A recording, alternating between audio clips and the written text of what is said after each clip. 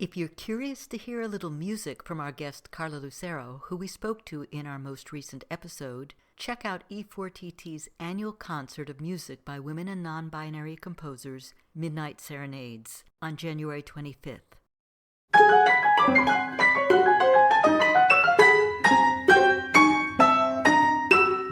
Welcome to For Good Measure, an interview series celebrating diverse composers and other creative artists, sponsored by a grant from the California Arts Council.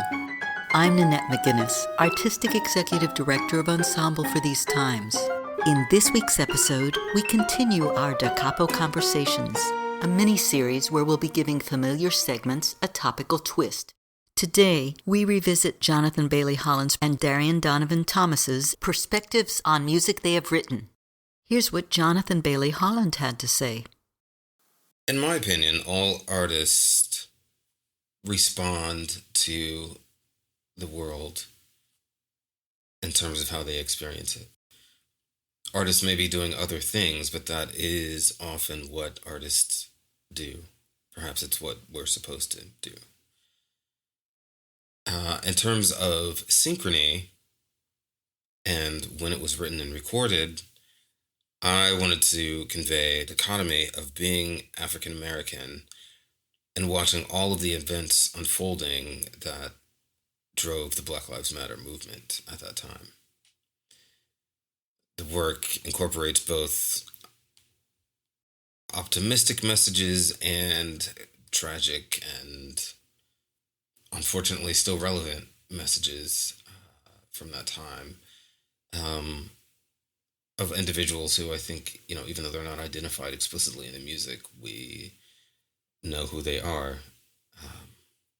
And I decided to include audio clips in the work because I think experiencing these events, we can listen to things on the news, we can read a headline and sort of only partially engage.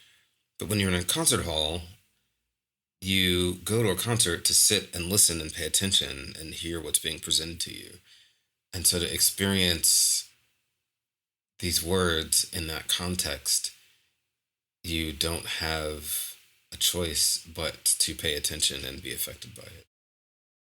Here's what Darian Donovan Thomas had to say. That work is really old, which is really fun for me, that it's like being performed and recorded and finding this new life now. There's something really comforting about that, actually, that people are down to just go to my SoundCloud and find things and be like, oh my God, can we perform this? Like, wow, yes, you can. I didn't know anyone would want that. The process of making it was definitely more, I would say, like, academic almost. It was kind of a self-assignment during school where I wanted to make something. I had this idea of what piano music sounded like in my head, but I realized I'd never written it.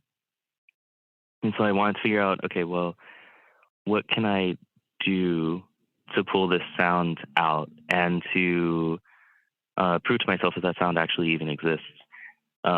And I thought, like, making an etude would be cool, but I also kind of wanted it to be flashy, so it should be a caprice type thing.